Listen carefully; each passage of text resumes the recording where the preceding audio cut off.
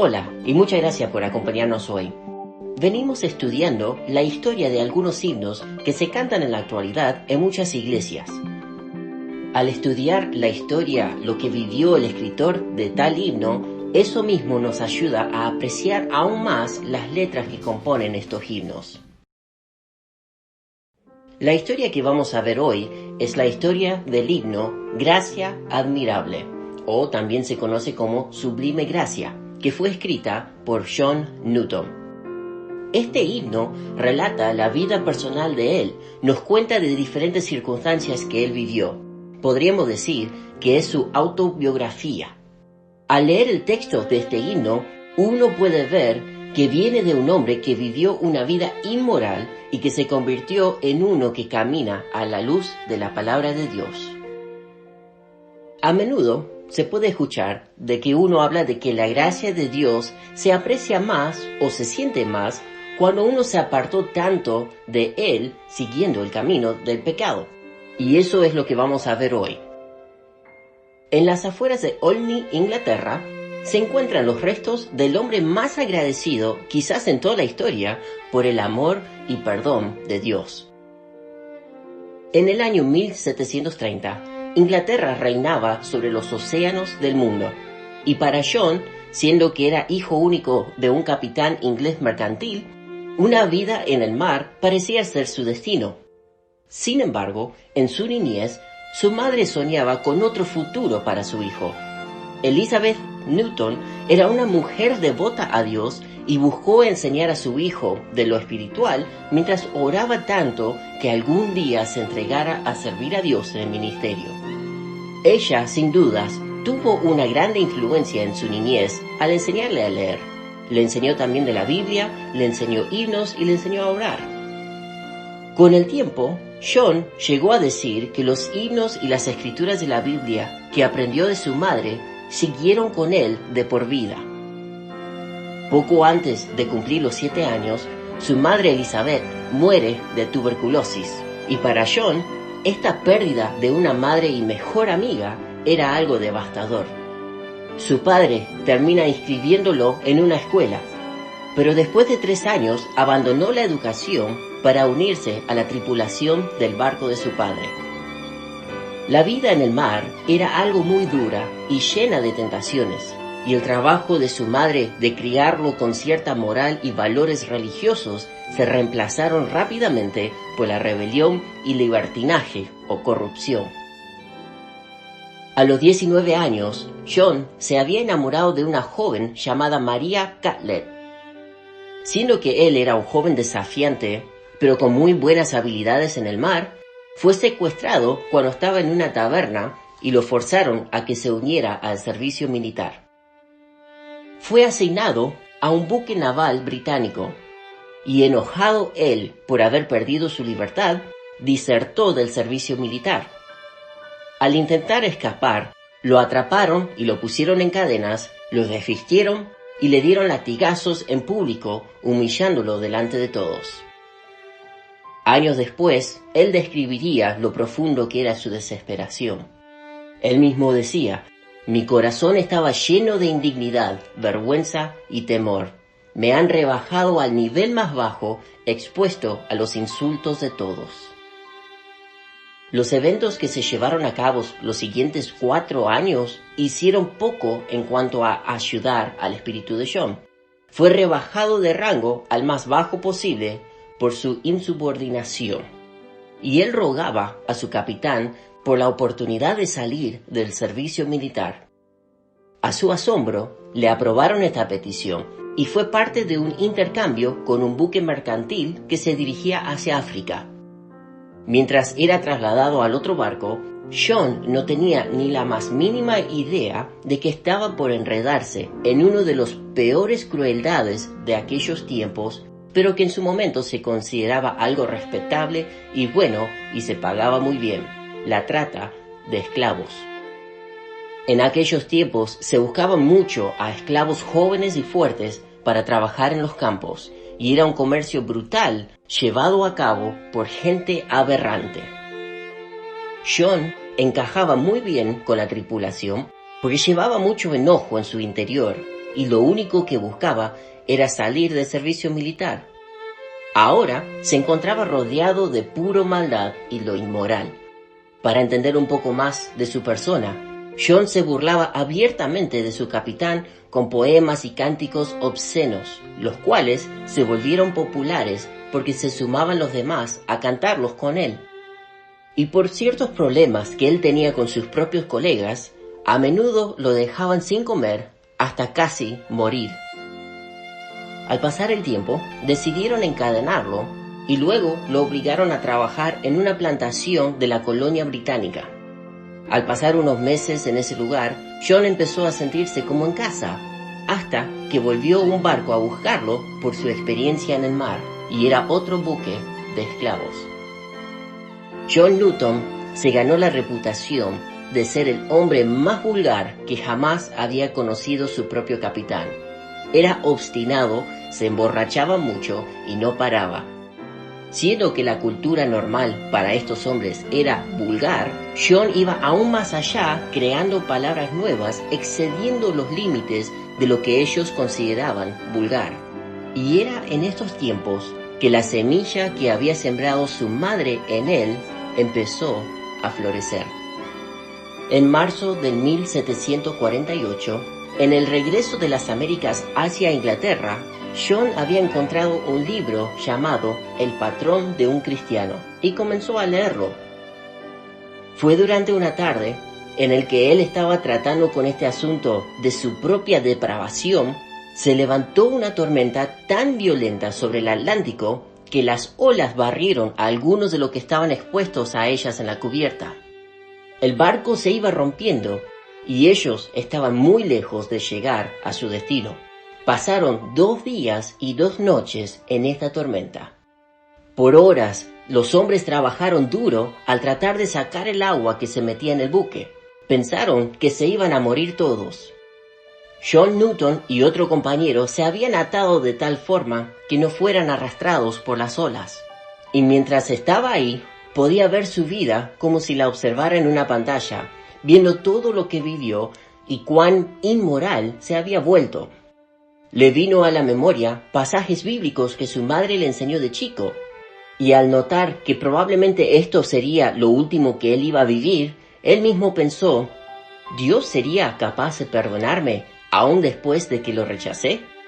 Y por primera vez en años, John oró para pedirle a Dios su ayuda.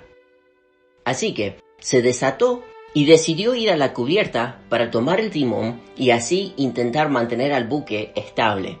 Y fue ahí que estuvo pensando mucho en Dios, en lo que le enseñó la madre, y ahí mismo le clamó a Dios que tuviera misericordia de él.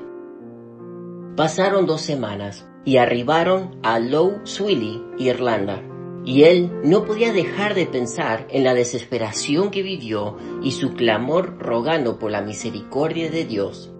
Empezó a preguntarse si él mismo era digno de la misericordia de Dios. No solo es que él rechazó su fe en Dios, sino que él mismo directamente se oponía a la fe y se burlaba de cualquier otro que mostrara cualquier indicio de fe. Y él mismo decía que Dios no era nada más que un mito. Pero ahora, John llegó a creer que Dios le envió un mensaje con todo esto que vivió y que Dios estaba tratando con él. John Newton decidió que iba a ir a la iglesia para empezar a buscar a Dios y servirlo a él. En el año 1750, él se casó con María, esa joven con quien se había enamorado antes de que fuera secuestrado para unirse al militar naval. Eventualmente, él había dejado el comercio de esclavos cuando era ya el capitán de su propio buque, y esto para estar con su esposa y servir a Dios como pastor de una pequeña iglesia, cumpliendo así el sueño de su madre. Años más tarde, él fue pastor de una iglesia más grande en Londres, y ahí mismo guió a mucha gente al Dios que él antes negaba. Luego se unió a un movimiento que ayudó a eliminar el mercado de esclavos británico. Cuando fueron a investigar del asunto, John Newton jugó un papel muy importante de testigo. Explicó de los horrores de la industria de adentro para afuera. Fue por su testimonio lo que ayudó a que el mercado de esclavos fuese ilegal. John Newton también se había convertido en escritor y escribió muchos himnos, y uno en particular que seguimos cantando en la actualidad, la cual nos habla de la gracia de Dios sobre su propia vida. Y esto no es una gracia cualquiera, sino una gracia admirable que nos relata de su viaje desde la ceguera espiritual a la luz de la gracia de Dios. Por el resto de su vida, nunca olvidó de la gracia de Dios en su vida, aun cuando no lo merecía.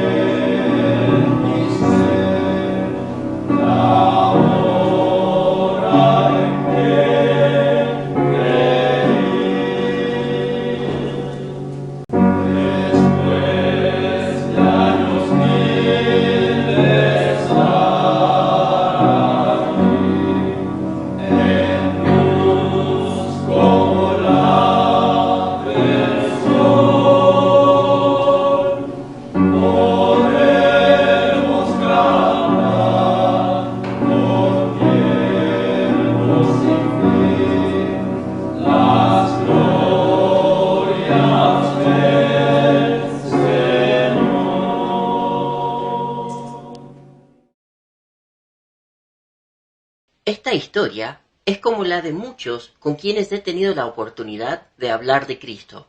Mucha gente me ha dicho que no se consideraban dignos de recibir el perdón de Dios porque han hecho tantas, pero tantas cosas malas en su vida.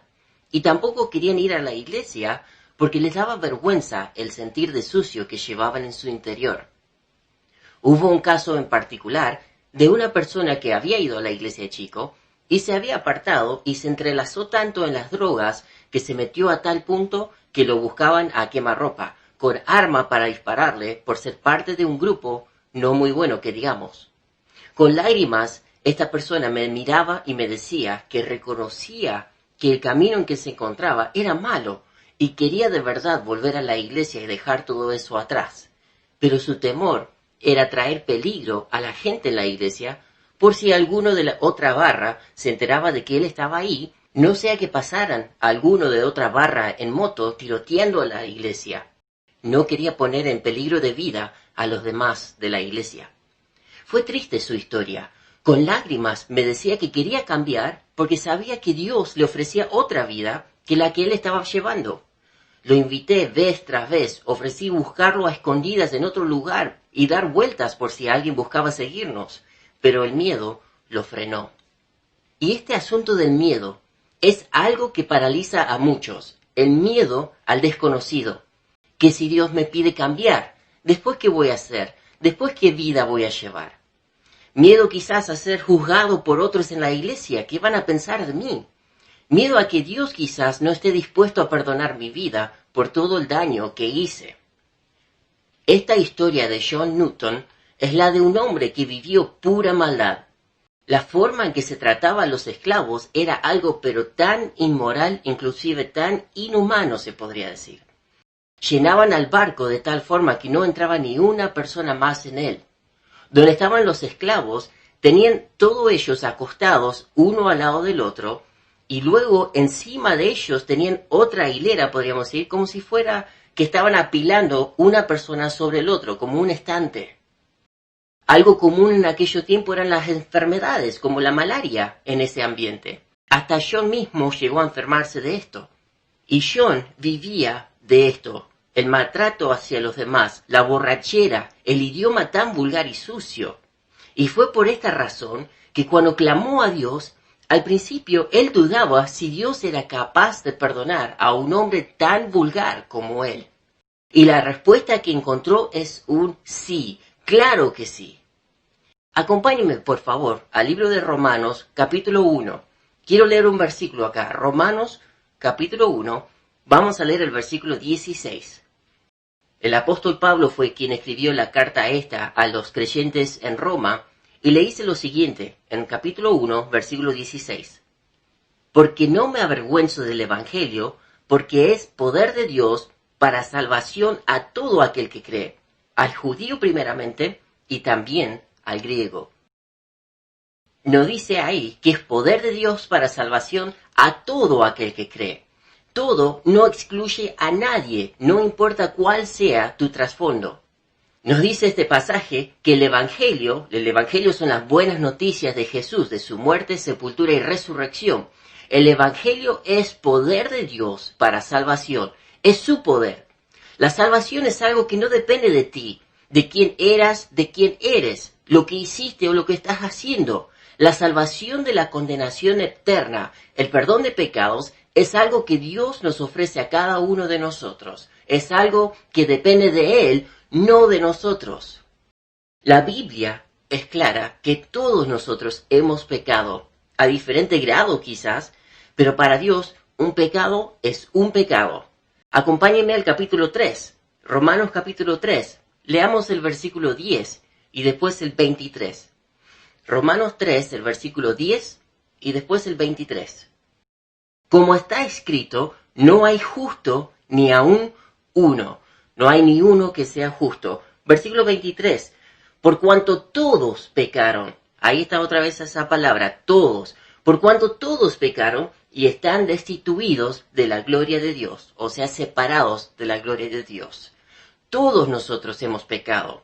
Y a causa de esto, estamos separados de Dios. Manteniendo un dedo acá en Romanos, vamos a Santiago, el libro de Santiago, capítulo 2. Quiero mostrarle algo importante que nos dice este pasaje en cuanto a este asunto del pecado, lo que uno quizás considere algo pequeño y otro considere otra cosa algo grave o grande. En Santiago capítulo 2, vamos a leer del versículo 8 al versículo 11. Santiago capítulo 2, versículo 8 dice así. Si en verdad cumplís la ley real, conforme a la Escritura, amarás a tu prójimo como a ti mismo, bien hacéis. Pero si hacéis acepción de personas, cometéis pecado y quedáis convictos por la ley como transgresores. Porque cualquiera que guardare toda la ley, pero ofendiere en un punto, se hace culpable de todos. Porque el que dijo no cometerás adulterio, también ha dicho no matarás. Ahora bien, si no cometes adulterio, pero matas, ya te has hecho transgresor de la ley. Lo que nos está diciendo este pasaje es algo bien claro, no da vueltas. Por más que alguien cumpla toda la ley de Dios y solo rompe un punto de la ley, sea cual sea, ya queda condenado, ya es transgresor, alguien que rompió la ley de Dios. Y para los ojos de Dios, aquel que rompió un punto es igual que aquel que quizás quebrantó toda la ley de Dios. Ambos son transgresores. Pero la Biblia sigue con una hermosa historia que nos relata cuál es la solución de Dios para nuestro pecado, para esta separación entre nosotros y Él. Volvamos al libro de Romanos, vamos al capítulo 5 esta vez. Romanos capítulo 5, y vamos a leer el versículo 8. Romanos 5:8 dice, Mas Dios muestra su amor para con nosotros, en que siendo aún pecadores, Cristo murió por nosotros. Lo que nos dice este versículo es que nosotros ya éramos pecadores, ya somos pecadores, estamos en esa condición de transgresor de la ley, pero Dios nos amó y optó enviarnos al Señor Jesucristo para morir en la cruz por nosotros. De nuevo está apuntando al Evangelio, muerte, sepultura y resurrección de Cristo. Acompáñeme ahora al capítulo 10, Romanos capítulo 10. Vamos a leer desde el versículo 9 hasta el versículo 13. Romanos capítulo 10, versículo 9. que si confesares con tu boca que Jesús es el Señor y creyeres en tu corazón que Dios le levantó de los muertos, serás salvo. Porque con el corazón se cree para justicia, pero con la boca se confiesa para salvación. Pues la Escritura dice, todo aquel que en él creyere no será avergonzado, porque no hay diferencia entre el judío y griego, pues el mismo que es Señor de todos es rico para con todos los que le invocan. Porque todo aquel que invocare el nombre del Señor será salvo. En este texto vemos que no hay lugar a duda de cómo uno puede salvarse, cómo uno puede obtener el perdón de Dios por nuestros pecados. Nos dice acá que debemos creer en el Señor Jesucristo y Dios le levantó de los muertos. O sea, eso es de nuevo el Evangelio. Muerte, sepultura y resurrección de Cristo. Eso es algo para grabarnos, el Evangelio. Si nosotros confesamos que Jesús es el Señor y creemos en lo que hizo el Señor Jesucristo para nosotros, serás salvo. No hay lugar a duda. Versículo 13 de nuevo nos dice que serás salvo. ¿Por qué? Por invocar el nombre del Señor. O sea, por pedir uno mismo a Jesús que te perdone, que te salve. Nos dice el versículo 11 que todo aquel que en él creyere no será avergonzado. ¿Por qué? Porque Dios está dispuesto a perdonarte, no importa lo que hayas hecho. Es por eso que en versículo 12 al final nos dice que el mismo que es Señor de todos es rico para con todos los que le invocan. O sea, la gracia de Dios es suficiente para perdonarte, no importa lo que hayas hecho. Vez tras vez podemos ver que Dios ofrece esta salvación gratuitamente. No es por medio de hacer obras. No es que uno se gana la salvación por dar plata, por ser bautizado. Nada de eso te salva y nada de eso te va a causar que pierdas la salvación. Es la fe en el Señor Jesucristo, el arrepentimiento de tus pecados, lo que te salva. Y la salvación es para todos nosotros, sin excepción de ninguno de nosotros. No se excluye a nadie. Y por si quedara dudas en cuanto a si Dios es capaz de perdonarte o no por lo que hayas hecho, en la Biblia podemos ver, ejemplo tras ejemplo, de Dios perdonando a diferente gente lo que ellos mismos hicieron. Y ya vamos a ver algunos ejemplos. Vez tras vez podemos ver que Jesús trata con la gente en la sociedad a quienes se les consideraba gente vulgar, mala y pecadora. Acompáñenme, por ejemplo, a Marcos capítulo 2. Vamos a ver ahí, Marcos capítulo 2. Jesús se encuentra con cierto grupo de gente en este texto. Marcos capítulo 2, leemos desde el versículo 13 al 16. Después volvió a salir al mar, y toda la gente venía a él y les enseñaba. Y al pasar, vio a Leví, hijo de Alfeo, sentado al banco de los tributos públicos, y le dijo, «Sígueme». Y levantándose, le siguió. Aconteció que estando Jesús a la mesa en casa de él, muchos publicanos y pecadores estaban también a la mesa juntamente con Jesús y sus discípulos, porque había muchos que le habían seguido. Y los escribas y los fariseos, viéndole comer con los publicanos y con los pecadores, dijeron a los discípulos, ¿qué es esto que él come y bebe con los publicanos y pecadores? El publicano era aquel que recaudaba impuestos por las casas para el gobierno, y era algo normal entre ellos que algunos exageraran los montos para llenarse los mismos bolsillos de ellos. Muchos aprovechaban la situación para mentir y también algunos para manipular a la gente. Y es por esta razón que nadie quería a los publicanos en aquellos tiempos, porque el hecho de ser publicano ya tenía una connotación negativa. Y en este texto vemos que Jesús estaba en la casa de uno de ellos, y había también varios publicanos alrededor y pecadores. Y los religiosos, los fariseos y los escribas, viendo esto, ya empezaron a juzgar a Jesús. ¿Qué hace Jesús con esta gente? Y fíjense lo que dice el versículo 17, la respuesta de Jesús. Al oír esto Jesús les dijo, los sanos no tienen necesidad de médico, sino los enfermos. No he venido a llamar a justos, sino a pecadores. Y acá vemos el énfasis o el enfoque de Jesús. Él vino a salvar a los pecadores. Si uno se consideraba justo, bueno, allá tú. Pero Él vino a salvar a todo aquel que necesita de Él, a todo pecador. Jesús estaba con ellos, porque al fin y al cabo, Él vino a dar su vida en rescate por el pecado para que el pecador sea salvo. Si queremos ir a un ejemplo en particular que vemos en la Biblia, podemos hablar de un hombre que muchos de nosotros admiramos hoy en día, pero que su vida antes de ser salvo no era de uno que creció en la iglesia y vivió una vida casi perfecta. Si bien este hombre era religioso, él creía que estaba sirviendo a su Dios al encarcelar a los seguidores de Jesús, sabiendo que quizás la mayoría terminaría muerto.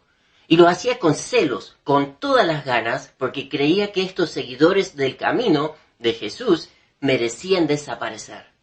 Él negaba a Jesús sin lugar a duda. Y fíjense su propio testimonio en Primera de Timoteo. Vayamos allá, Primera de Timoteo, capítulo 1. La persona del cual les estoy hablando es el apóstol Pablo. Acá en Primera de Timoteo, capítulo 1, desde el versículo 12 vemos su testimonio. Desde el versículo 12 al 16 leamos. Doy gracias al que me fortaleció, a Cristo Jesús, nuestro Señor, porque me tuvo por fiel poniéndome en el ministerio, habiendo yo sido antes blasfemo, perseguidor e injuriador, mas fui recibido a misericordia, porque lo hice por ignorancia, en incredulidad. Pero la gracia de nuestro Señor fue más abundante con la fe y el amor que es en Cristo Jesús. Palabra fiel y digna de ser recibida por todos, que Cristo Jesús vino al mundo para salvar a los pecadores, de los cuales yo soy el primero. Pero por esto fui recibido a misericordia, para que Jesucristo mostrase en mí, el primero, toda su clemencia, para ejemplo de los que habrían de creer en Él para vida eterna. El versículo 13 nos dice que él antes era blasfemo, perseguidor e injuriador.